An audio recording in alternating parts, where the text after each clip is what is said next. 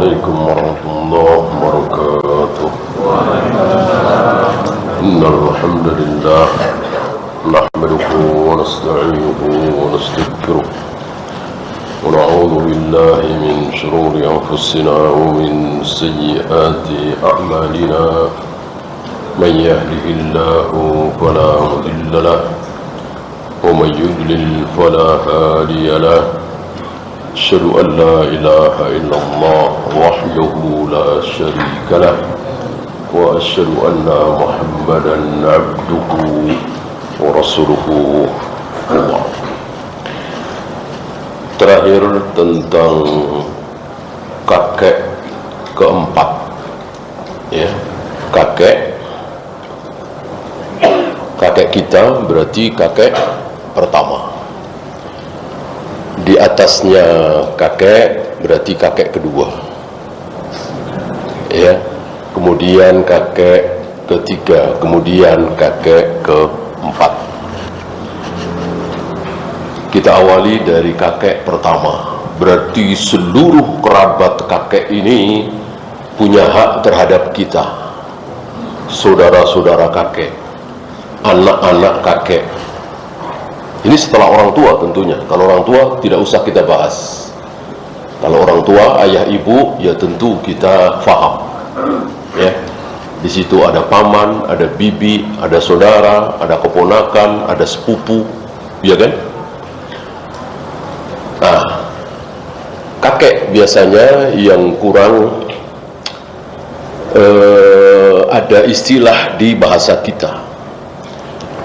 Maka saya sebut dari kakek berarti seluruh saudara-saudara kakek, seluruh anak kakek, seluruh keponakan kakek, cucu kakek.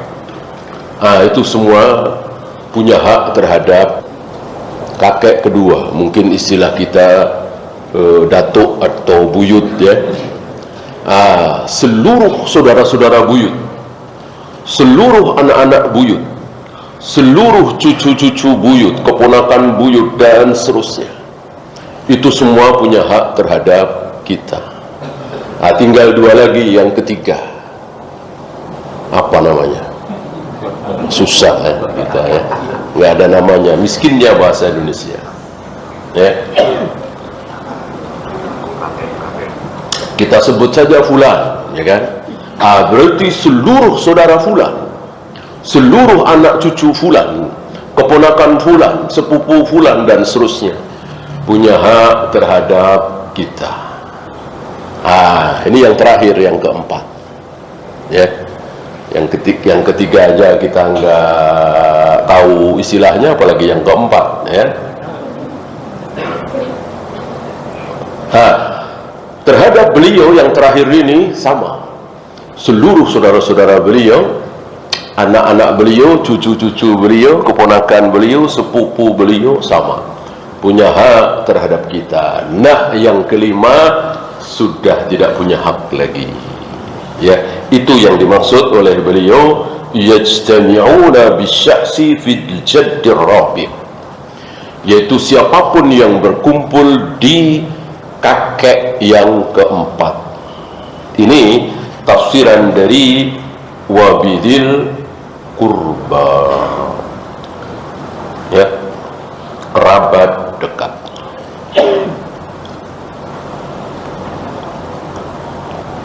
Kemudian yatim sudah, ya, belum balik tapi ditinggal mati oleh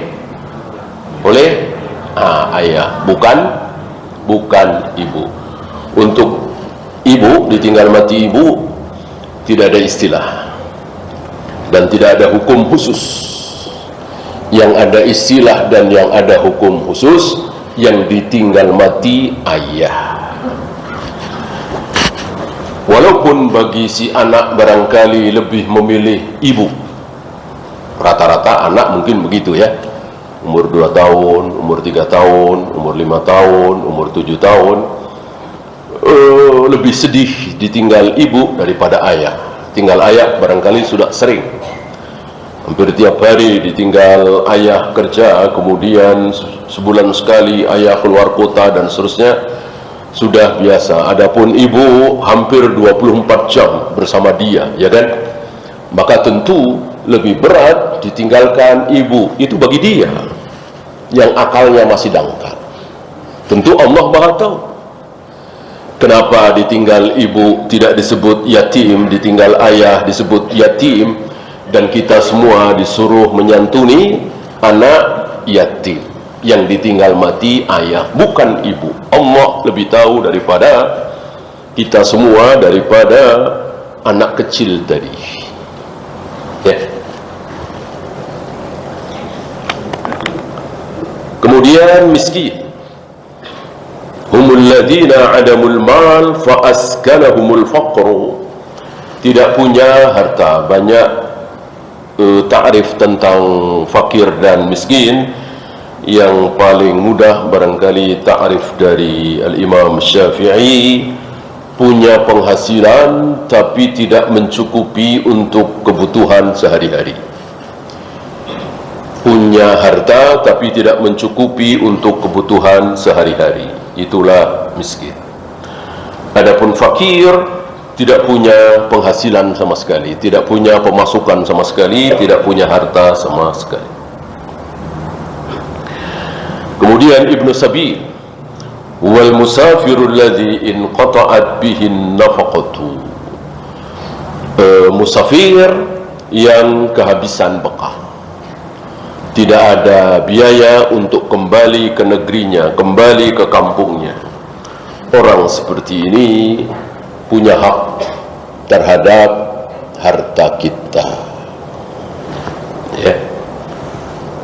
Dan jika kita menemui, maka alangkah baiknya untuk saat ini, ya, alangkah baiknya kalau kita belikan tiket, ya kan? Kalau sudah naik bus atau kereta, kita kasih uang saku lebih. Ini lebih baik insya-Allah daripada Bapak mana? Oh, saya Banyuwangi. Berapa ongkos sampai sana? Oh, 500.000. Nih 700.000. Ya, makasih ya. Pindah lagi ke masjid yang lain. Ya, nah itu yang terjadi. Ya, itu yang terjadi banyak sekali. Saya pernah menjumpai pas di sana ketemu saya, di masjid itu ketemu saya lagi. Ya, ya tentu bukan hanya saya, antum mempunyai pengalaman serupa, maka alangkah baiknya seperti tadi, ya. Banyuwangi biasanya busnya dari mana? Lebak Bulus misalnya, kita antarkan, kita belikan tiketnya. Kalau betul, tentu kalau jujur, tentu dia akan senang sekali mendengar itu, ya kan? Kalau males-malesan, ya masa mau dibeliin tiket males-malesan, ya kan? Nah, tentu senang dia kalau jujur. Wal jari dzil qurba, tetangga dekat. Wal jaril junub, tetangga jauh. Jadi rupanya tetangga bukan hanya yang dekat, ada yang pintunya ada pada depan, ada yang dindingnya dengan dinding kita satu. Banyak terjadi, ya, di komplek-komplek. Itulah al-jari dzil qurba. Kemudian mungkin 7 rumah dari kita, 10 rumah dari kita, 15 rumah dari kita, ini wal jaril junub, dua-duanya mempunyai hak terhadap kita. Kemudian wasahibi bil jambi, siapa? Sahibkan teman, janbun, sisi sebelah, ya, dekat sekali, teman sebelah, bahasa terjemah letterleknya. Yang dimaksud siapa kira-kira? Innahu az-zawjatu, siapa? Istri kita punya hak terhadap kita, wajib ditunaikan. Abdullah bin Amr bin As, Abu Darda pernah tidak menunaikan hak terhadap istrinya. Maka Abdullah bin Amr bin As ditampar oleh ayahnya Amr bin As di hadapan Nabi. Abu Darda dinasihati oleh siapa? Salman Al-Farisi. Ya, ketika kan disaudarakan, Salman Al-Farisi disaudarakan oleh Nabi dengan Abu Darda. Sebagai saudara ya biasa saling berkunjung. Kaget Salman ketika melihat Ummu Darda, istrinya Abu Darda, tidak berhias. Kaget. Perempuan tidak berhias. Nah, ini menunjukkan bahwa para sahabiah, istri-istri sahabat, mereka biasa berhias. Maka ketika Salman Al-Farisi mendapati Ummu Darda tidak berhias, kaget. Ya. Kemudian ditanya, kenapa engkau tidak berhias? Kenapa engkau biarkan dirimu seperti ini? Kucel kumel ya. Saudaramu sudah tidak berhajat lagi. Ya. Buat apa aku berdandan? Ini menunjukkan bahwa para istri berdandan untuk suami. Buat apa aku berdandan? Suamiku Abu Darda tidak menghiraukan aku lagi. Ya. Kemudian malam itu Salman Al-Farisi tidur ditemani oleh Abu Darda. Dekat gitu mungkin ya. Awal tengah malam, mungkin kalau di kita jam 12 ya, 12 malam, sudah bangun. Abu Darda sudah bangun. Mau ngapain? Mau sholat malam. Dipegang tangannya oleh Salman Al-Farisi. Belum waktunya. Ketika sudah sepertiga malam yang akhir, baru Salman Al-Farisi mengatakan sekarang waktunya. Dan begitu seterusnya. Beliau menasihati Abu Darda untuk sholat sesuai dengan sunnah Nabi begini-begini. Jangan wudu, jangan berlebihan, kemudian terhadap istri dan seterusnya. Ya, menunjukkan bahwa istri kita punya hak.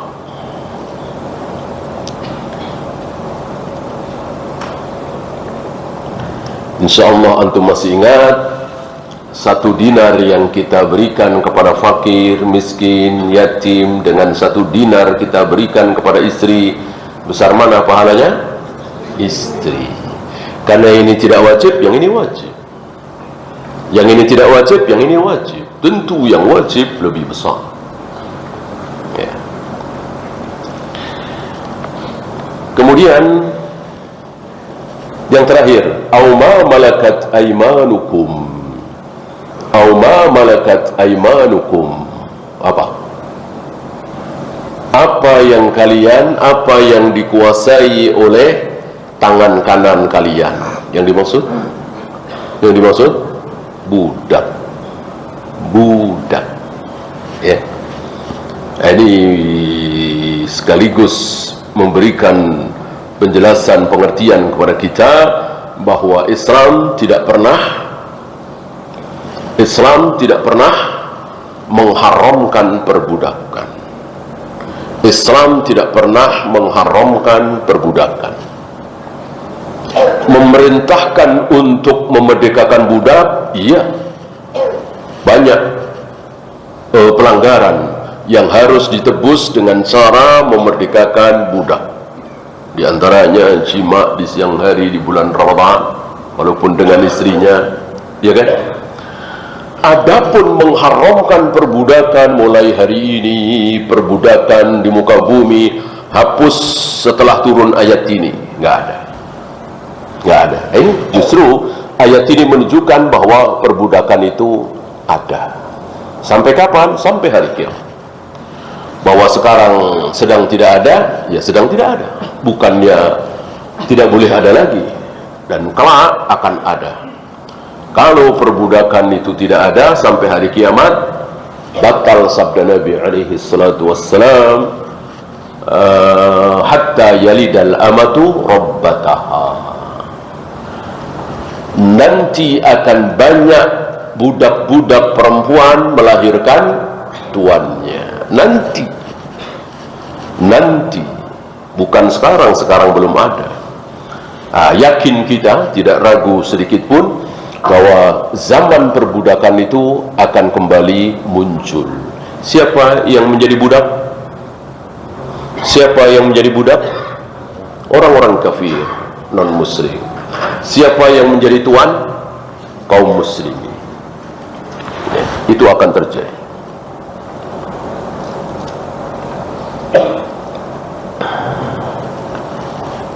Termasuk dalam ayat ini adalah bahaim yang dikuasai oleh tangan kita. Selain budak adalah bahaim. Apa bahaim? Jamak dari bahimah, bahimatul an'am. Apa? Binatang ternak. Kerbau kita, sapi kita, unta kita, ayam kita, dan seterusnya masuk di sini. Apakah punya hak terhadap kita? Punya. Tidak boleh disiksa, harus kita kasih makan. Antum masih ingat beberapa hewan mengadu kepada Nabi SAW. Ada unta, ada burung mengadu kepada Nabi SAW. Jadi rupanya mukjizat yang Allah berikan kepada Nabi Sulaiman, Allah berikan pula kepada Nabi Muhammad SAW. Mengadu, dan Nabi tahu aduannya, isi aduannya tahu. Unta ini barusan mengadu kepadaku bahwa dia dizalimi oleh tuannya, diberikan beban yang terlalu berat dan dikasih makan yang kurang, tidak cukup. Ada lagi burung yang mengadu kepada Nabi. Nabi tidak tahu sahabat menyembunyikan anak-anak burung itu. Nabi mengatakan kembalikan.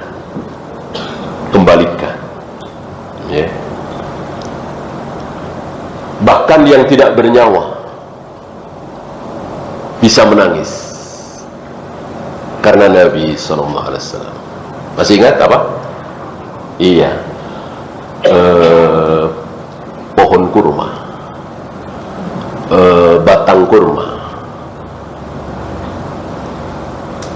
Ketika Nabi dibikinkan mimbar, lalu beliau khutbah di atas mimbar itu. Sebelumnya beliau khutbah berpegangan pohon kurma itu. Jadi kurma yang sekaligus menjadi tiang masjid. Ketika Nabi dibikinkan mimbar, maka beliau khutbah di atas mimbar itu. Tidak lagi memegangi batang kurma itu. Terdengar suara seperti tangisan anak kecil. Inilah Nabi kita Muhammad sallallahu alaihi wasallam, begitu mulianya, dan seluruh sahabat mencintai beliau dengan cara yang benar.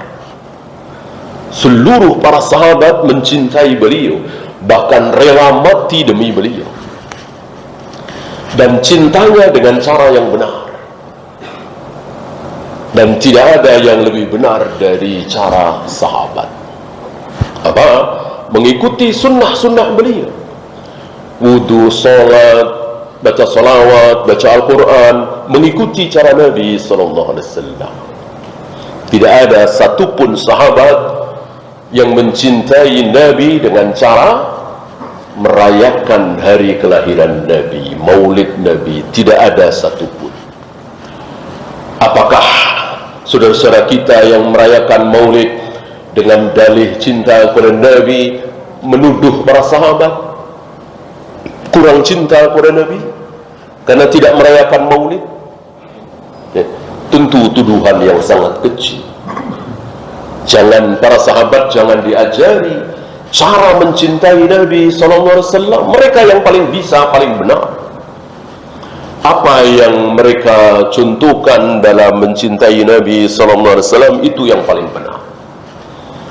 Dan diteruskan oleh para tabi'in, atba'ut tabi'in, terus sampai a'immatul arba'ah. Tidak ada satupun yang merayakan maulid Nabi. Lalu bagaimana saudara-saudara kita hari ini yang merayakan maulid Nabi dengan alasan cinta kepada Nabi?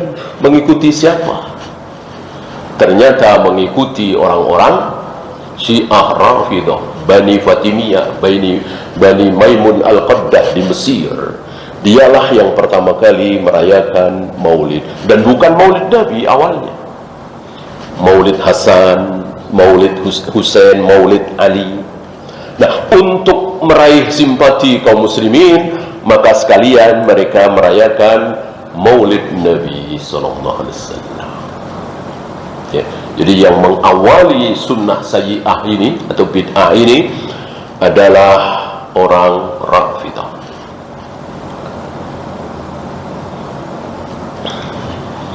Kemudian innallaha la yuhibbu man kana mukhtalan fakhura. Allah tidak menyukai orang-orang yang mukhtal, yang fakhur. Artinya sama, sombong. Cuman kalau mukhtal fi hayatihi, di hayahnya, sikapnya, kemudian pakaiannya,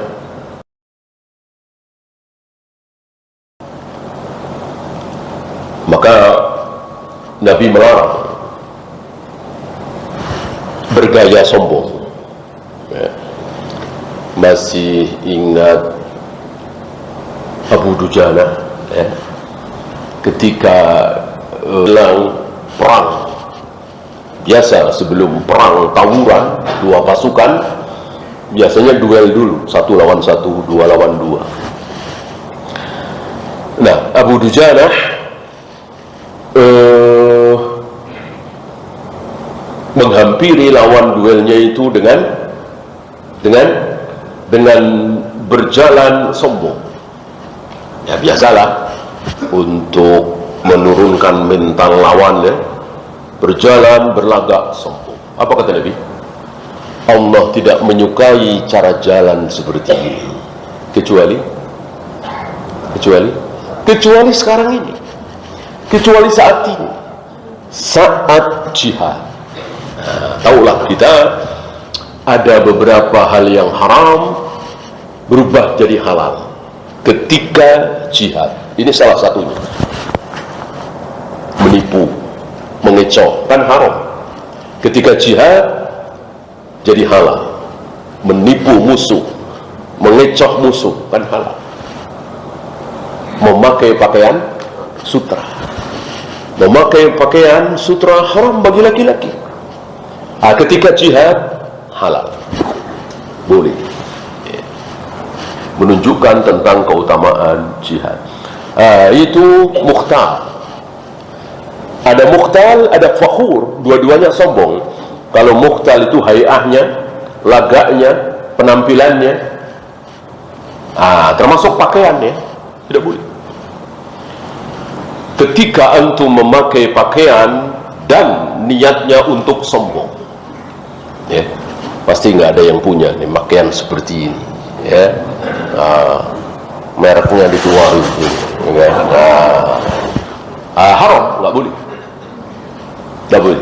ya. Ketika niatnya sekedar nyaman, adem, enak, walaupun mahal, mungkin sampai ratusan ribu per meter, tapi memang duit ada, punya, dan senang, enak dipakainya, adem, ya mungkin mereknya dibuang, ya kan? Boleh. Kemudian ada yang pasti sombong, nggak mungkin nggak. Walaupun walaupun tidak niat sombong. Apa? Isbah. Niat sombong ya dosa, enggak niat sombong ya dosa kalau isbah. Ya, saya kira ini pendapat yang rajih di antara dua pendapat ulama. Seperti Imam An-Nawawi misalnya, beliau mengatakan makruh saja. Tapi pendapat yang rajih haram. Karena Nabi sampai mengejar, ya kan? Dikejar itu oleh Nabi. Orang yang pakaiannya isbal. Kata Nabi, angkat pakaianmu, angkat kainmu. Dijawab oleh orang ini, aku cacat ya Rasul. Aku cacat. Karena Nabi angkat. Ciptaan Allah tidak ada yang buruk, padahal cacat. Ya. Kalau sekedar makruh, tidak haram, sepertinya Nabi tidak akan seperti itu. Ya. Umar apalagi dalam keadaan sekarang, ususnya sudah keluar karena ditusuk oleh Abu Lu'lu' ketika Umar mengimami salat subuh. Dalam keadaan seperti itu datang menjenguk beliau banyak orang, salah satunya anak muda yang pakaiannya isbah. Umar menyuruh anak muda ini untuk mengangkat kainnya. Bersih bagi pakaianmu dan bersih bagi hatimu.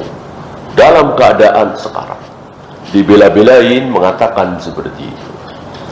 Maka pendapat yang rajih adalah haram. Ya.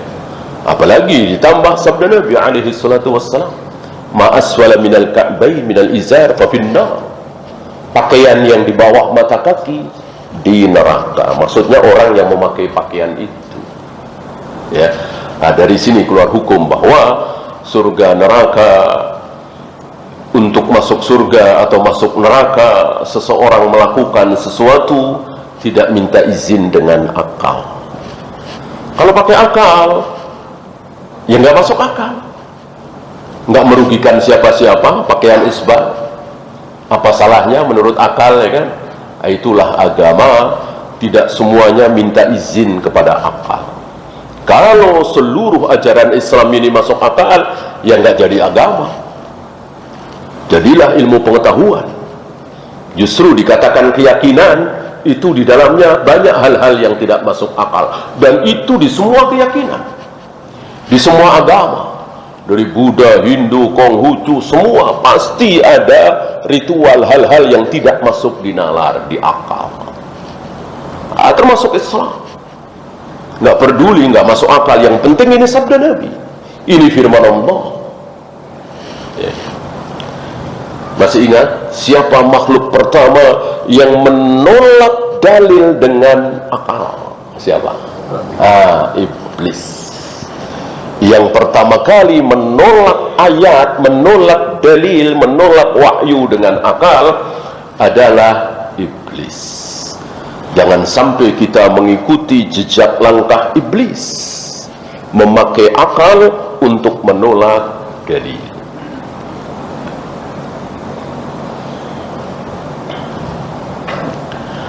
Kemudian fakhur dengan mukhtal, sekali lagi sama-sama sombong. Adapun fakhur fi qaulihi, dalam ucapan. Fakhur dalam ucapan. Maka jangan sampai keluar dari mulut kita ucapan-ucapan sombong. Dan ini sesuai dengan urf, ya. Kalau ngomong kayak gini nih, kalau di Sunda sombong nih, di Jawa belum tentu. Kalau ngomong kayak gini nih, kalau di Aceh sombong, ya, di Jawa Barat belum tentu. Mengikuti urf, karena bahasa itu kan punya sifat sendiri-sendiri, ya kan? Maka jangan sampai kita mengucapkan kalimat yang ketika orang mendengar kalimat itu kita menjadi sombong.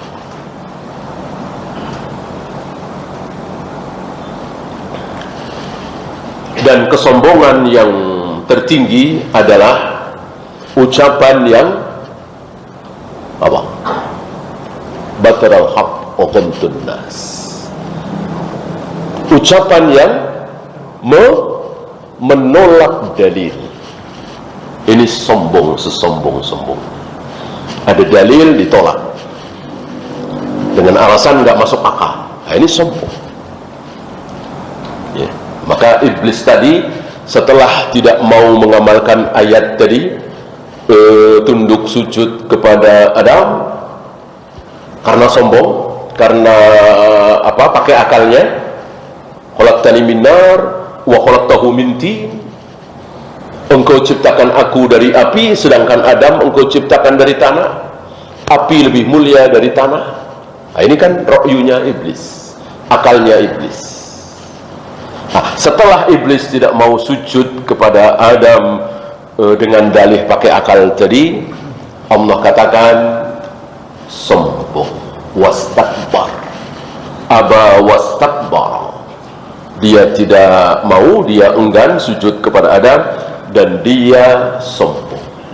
Siapapun yang menolak dalil, dia sombong. Persis ucapan Nabi kepada seorang sahabat yang biasa makan minum dengan tangan kiri. Nabi nasihati supaya makan minum dengan tangan kanan. Sahabat ini menjawab, aku tidak bisa, aku sudah biasa makan minum dengan tangan kiri. Mungkin kidal, ya. Kidal kan tidak enak pakai tangan kanan. Silakan untuk nulis, melempar, memukul, ya kan? Khusus makan dan minum harus dipaksakan dengan tangan kanan. Ya, untuk di luar makan dan minum silakan. Nggak ada larangan mengambil sesuatu dengan tangan kiri, memberikan sesuatu dengan tangan kiri, memukul dan seterusnya dengan tangan kiri. Nggak ada larangan. Yang ada larangan makan minum dengan tangan kiri.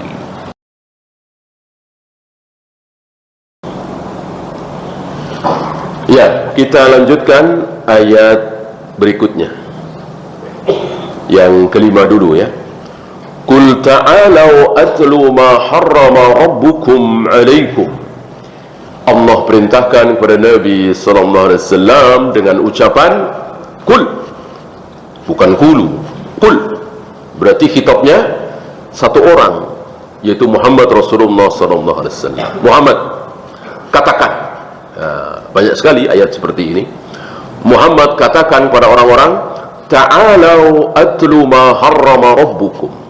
Kemari, ta'alau, kemari. Atlu ma harrama rabbukum, akan aku bacakan. Ini ada huruf yang hilang. Atlu ada huruf yang hilang. Apa kira-kira? Huruf apa? Huruf waw. Kan tala yatlu pakai waw. Karena ana, saya menjadi atlu, tapi wawunya hilang, atlu, karena majzum. Sebagai jawab dari syarat ta'alau, ya, fi'il amr ta'alau, ini syarat, jawabnya atlu, majzum. Kemarilah, akan aku bacakan kepada kalian apa yang diharamkan oleh Rabb kalian kepada kalian, apa yang diharamkan oleh Allah kepada kita semua.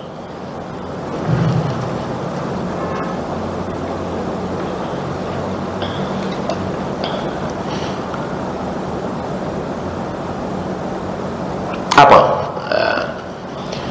Yang pertama, alla tusyriku. Jangan sekali-kali kalian menyekutukan Allah. Menyekutukan Allah, menjadikan Allah punya sekutu, punya tandingan, punya teman, gitu. Apa tandingannya? Apapun. Makhluk terbesar, makhluk termulia, makhluk tertinggi, Jibril misalnya, bolehkah kita sandingkan dengan Allah? Nggak boleh. Itu makhluk terbesar, makhluk termulia.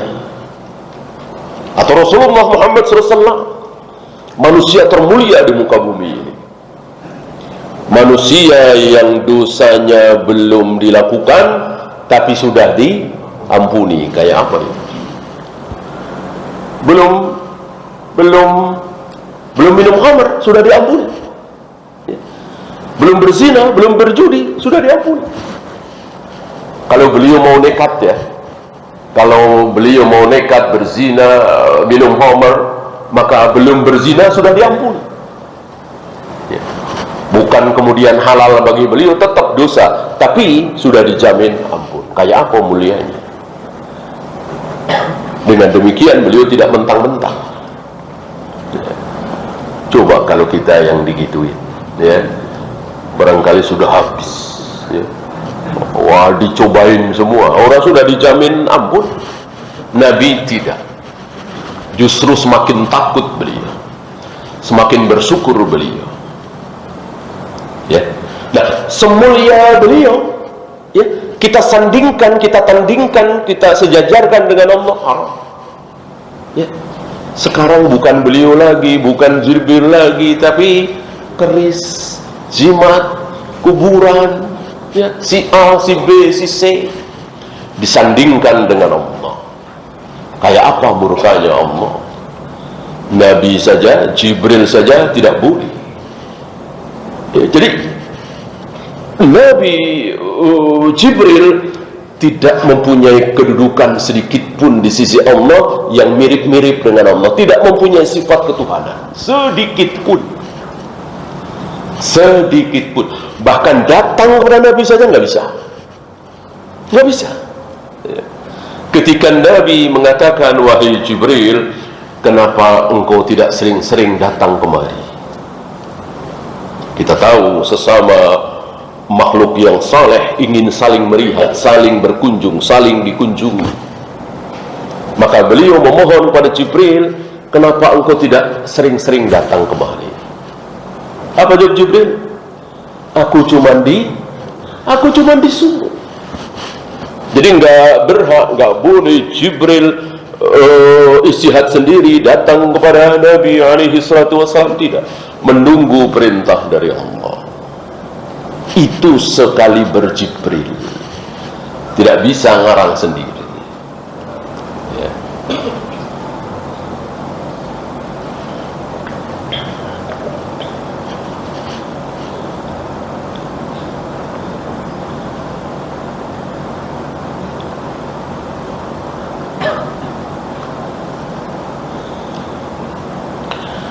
Wabil walidaini ihsana, ini mirip dengan ayat sebelumnya, ya. Setelah Allah kemudian hak orang tua. Kan waktu itu kita bahas Rasul kemana? Kenapa hak Allah kemudian hak Rasulullah baru orang tua? Salah. Orang tua nomor 2, Allah nomor 1, Rasulullah nomor 1. Jadi Allah dan Rasulnya, Allah dan Rasulnya dalam hal ajaran ditaati, gitu. Bukan sembah. Kalau disembah nggak ada sama sekali. Ditaati, kemudian dimuliakan, dicintai, dibela, ini sama. Maka antum harus tahu penggabungan antara Allah dan Rasulnya yang hak dengan yang batil. Mari kita mencintai Allah dan Rasulnya. Betul? Betul. Mari kita bela Allah dan Rasulnya, ajaran Allah dan Rasulnya. Betul? Ya.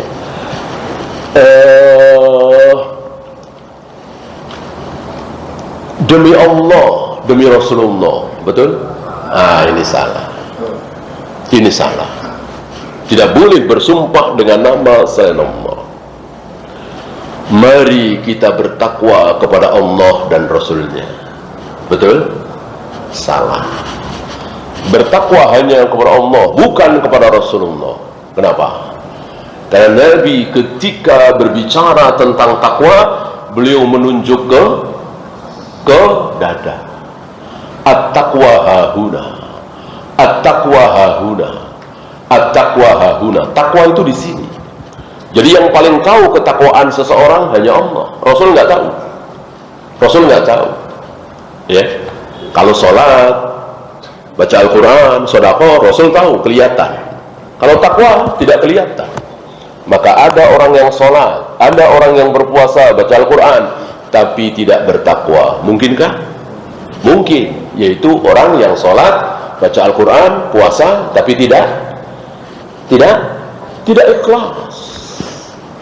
tidak ikhlas karena Allah. Allah tahu, Rasul tidak tahu. Maka dikatakan at-taqwa hahuna. Artinya untuk ikhlas karena Allah hanya Allah yang tahu. Maka sekali lagi bertakwa kepada Allah, bukan bertakwa kepada Rasulullah. Keliru bertakwa kepada Rasulullah. Bertakwa hanya kepada Allah. Seperti Abdullah bin Ubay bin Salul, dia sholat, dia jihad, dia jumatan, taat kan di mata manusia, di mata Nabi, tapi dia tidak bertakwa kepada Allah, maka dia kekal selama-lamanya di neraka. Abdullah bin Ubay bin Salul, bahkan ketika mati mau diapakan oleh Nabi? Ketika mati mau disolati oleh Nabi SAW. Detik-detik menjelang Nabi mengangkat tangan, ditarik surban Nabi oleh Umar. Belakangan Umar heran, kok waktu itu aku berani-beraninya menarik surban Nabi? Kok aku berani-beraninya? Gitu ya. Dan tidak selang lama Nabi biasa tidak sadarkan diri menerima wahyu, melarang beliau dan seluruh kaum muslimin menyolati orang munafik, berdiri di atas kuburnya dan seterusnya. Ya, ada 3 peristiwa yang Umar benar, Nabi salah. Ya, salah satunya ini. Ya, silakan azan dulu. Sallallahu ala Muhammadin sallallahu alaihi wasallam wa akhiru da'wana alhamdulillahi rabbil